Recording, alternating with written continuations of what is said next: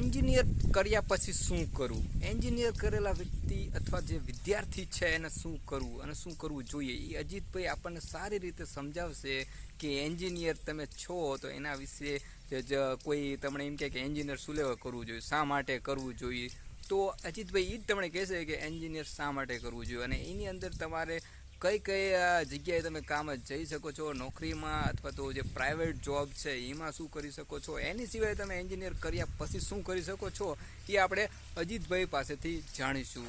તો કેમ છો મારા વાલા મિત્રો, સ્વાગત છે તમારું મારી ચેનલ ટાઈમ ઇઝ મની બ્લોગ્સની અંદર. ચેનલ ઉપર નવા હોય તો ચેનલને સબસ્ક્રાઈબ કરજો, બેલ આઇકન કે પ્રેસ કરજો તાકી નવા વિડીયોની તમને નોટિફિકેશન મળતી રહે અને વિડીયો સારો લાગે તો વિડીયોને લાઈક જરૂર. દોસ્તો કેમ છો તમે, આ છે નવા વિડીયોમાં. તો આજ તમને હું કહીશ એન્જિનિયરિંગ વિશે, જે મોટી થિયરી છે અને જેના બહુ લોકો હાસ્ય પણ ઉડાવે છે કે આ પ્રોફેશનમાં કે તેની બેરોજગારીને અને કે તેના ભવિષ્યને લઈ કે શું એન્જિનિયરિંગ પછી શું. તો દોસ્તો એવું નથી હોતું, એન્જિનિયરિંગમાં જોબ પણ મળી રહેશે અને સારી જોબ પણ મળે છે, પણ તમારે મહેનત કરવાની જરૂર છે.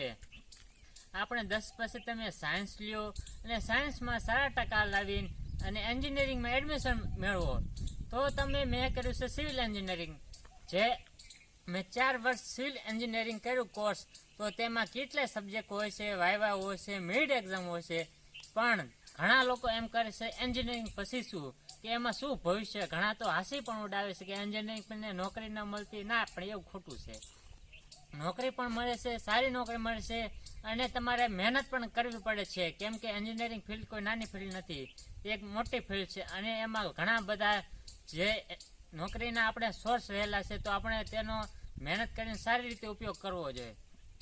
મેં સિવિલ એન્જિનિયરિંગ કર્યું છે અને 4 વર્ષમાં ઘણા સબ્જેક્ટ છે, વાયવા, પછી આપણે મિડ એક્ઝામ અને પછી આપણે સિવિલ એન્જિનિયરિંગ પૂરું કર્યું તો તેમાં આપણે ઘણા ચાન્સ રહે છે. અને એક એન્જિનિયર ફક્ત એન્જિનિયરિંગની જોબ નથી લઈ શકતો, તેનામાં ઘણી બધી આવડત હોય છે, તે મહેનતમાં ક્યાંય પાછો પડતો નથી. તે તલાટીથી લઈને યુપી સુધી તે બધામાં પોતે મહેનત કરી શકે છે અને તે ક્યાંય કદી પાછો પડતો નથી. ઘણા લોકોને એમ થાય કે એન્જિનિયરિંગ કર્યું અને આપણે એને હાંસી ઉડાવીએ, પણ ના, એવું ન હોય. ઘરના એમ કે શું કર્યું, એન્જિનિયરિંગ કર્યું પછી શું તારું ભવિષ્ય, પણ ના, એવું ન હોય. આપણે હંમેશા મહેનત કરતા રહેવું જોઈએ અને આપણું મહેનતના આધારે જ આપણું ભવિષ્ય એન્જિનિયરિંગમાં સારું એવું કરી શકીએ છીએ. હું અત્યારે પાણી પુરવઠામાં જોબ કરું છું. બધે ગામડે જઈને શું લીકેજ હોય, પાણીના પ્રશ્નો શું હોય અને મારે કેવી રીતે સોલ્વ કરવું, તો આ બધું હું શીખ્યો એન્જિનિયરિંગમાંથી. તેમાં આપણને ફક્ત એન્જિનિયરિંગ એટલે આપણે એવું નહીં કે ચોપડિયું જ્ઞાન, પણ આપણામાં છે ને મહેનત કરવાની અને વિચારવાની ઘણી બધી સ્કિલો ડેવલપ થાય છે આપણી અંદર. તો આપણે ફક્ત નોકરી વિશે નહીં, પણ આપણા જીવનમાં પણ એન્જિનિયરિંગ ક્યાંય કરીને પાછા પડતા નથી. હું અત્યારે ગામ જઉં છું, પાણીના પ્રશ્નો હોય તેને બધાને સાંભળું છું. ઘણા બધા મારે સરને રિપોર્ટિંગ કરવાનું હોય છે, ક્યાંક લીકેજ હોય તો ખેતરવાળાનો ફોન આવે છે. તો ઘણા બધા પ્રશ્નો આપણે સોલ્વ કરવા પડે છે. હું સુપરવાઇઝર તરીકે જે બધું ધ્યાન રાખું છું, તો એમાં ઘણા બધાનો ફાળો છે. અમારા જે સુરેશભાઈ છે લીકેજવાળા, તેમનો છે, બીજા અમારા લાઇનમેન છે, એમનો ખૂબ સારો ફાળો છે.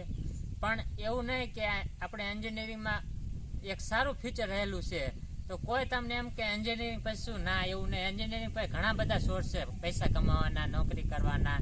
કેમ કે એક એન્જિનિયરિંગ કરેલો માણસ છે ને તે ક્યાંય પાછો પડતો નથી.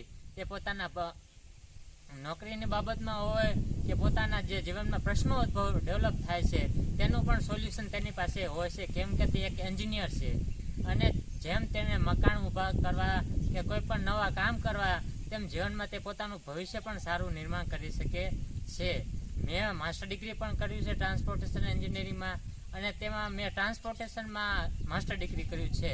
તેમાં મેં રોડ સેફ્ટી ઓડિટને પ્રોજેક્ટ કર્યો છે, તો એમાં પણ સારું ભવિષ્ય છે હાઈવેના કામમાં કે બીજા કામમાં. તો એવું નથી, અને તેમાં તમને સારો પગાર પણ મળે છે. એટલે હંમેશા આપણે પોઝિટિવ રહેવું જોઈએ અને મહેનત કરતા રહેવું જોઈએ. આપણે એવું ના વિચારવું જોઈએ કે આપણું શું થશે, કે આપણું ભવિષ્ય, કે ના, એવું નહીં. પણ આમાં આપણે એન્જિનિયરિંગમાં જો સરકારી નોકરીની પણ સારી તકો છે અને આપણા પ્રાઇવેટ કામમાં પણ સારી તકો છે. આપણે કોઈ પણ કામ મહેનતથી કરવું જોઈએ, ઈમાનદારીથી કરવું જોઈએ. એમ કે આપણને ફક્ત 6,000 એન્જિનિયરિંગમાં પગાર મળશે, આપણું ભવિષ્ય શું થશે, કે કોઈ એમ પણ હાંસી ઉડાવે કે કોઈ મજૂર તમારા કરતાં વધારે પગાર કમાય છે કે કોઈ બીજો માણસ તમારા કરતાં વધારે કમાણી કરી જાય. ના, એવું નથી હોતું. આપણે હંમેશા મહેનત કરતા રહેવું જોઈએ. અને આ મારો દિલથી વિડીયો છે, અને કે તમે જાણો કે એન્જિનિયરિંગ ફક્ત ઘણા બધા પ્રશ્નોને સોલ્વ કરે છે. તેના જીવનમાં પણ ઘણા પ્રશ્નો ઉદ્ભવ થાય છે. તે ઘણા બધા સમાજનું છે, બીજા લોકોનું ઘણું બધું સાંભળવું પડે છે. અને એમ થાય છે કે હવે કે મારું જીવન શું ખરેખર એન્જિનિયરને પણ એવું થાય કે મારું શું, કે મારું કોઈ હાથ નહીં ચાલે. ના, પણ એવું ન હોતું. તમારે હંમેશા મહેનત કરતા રહેવું જોઈએ. એક એન્જિનિયર છે ને યુટ્યુબર પણ બની શકે છે, બિઝનેસમેન પણ બની શકે છે, અને યુપીએસસી પાસ કરીને એક આઈએસ આઈપીએસ પણ બની શકે છે. કેમ કે તે કદી પણ પાછો પડતો નથી. અને હંમેશા આપણે પોઝિટિવ વ્યૂ રાખવો જોઈએ.